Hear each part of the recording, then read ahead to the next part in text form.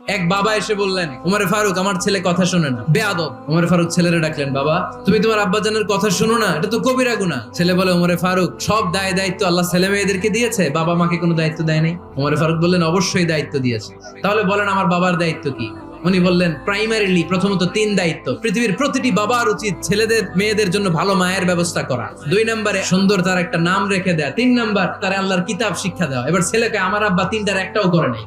এবার ওমরে ফারুক রেগে গেলেন, বাবার কাঁধে ধরলেন। ছেলে বলে, আমিরুল মুমিনিন, আমার মা নর্তকী, আমার মা মাজুসি, আমার মায়ের মধ্যে কোনো আদব কাদব নাই, সুন্দরী দেখে আমার মা রে বাবা বিয়ে করছে, আমার মায়ের কাছ থেকে জীবনে কিছু শিখি নাই। 2 নাম্বার সাম্মানি খানফাসা, আমার বাবা আমার নাম রেখেছে চামচিকা।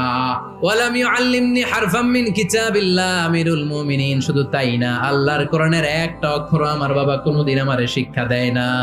ওমর ফারুক রেগে গেলেন, এবার বাপের কান্দে ধইরা মারতে শুরু করলেন। তুই ফুলার নামে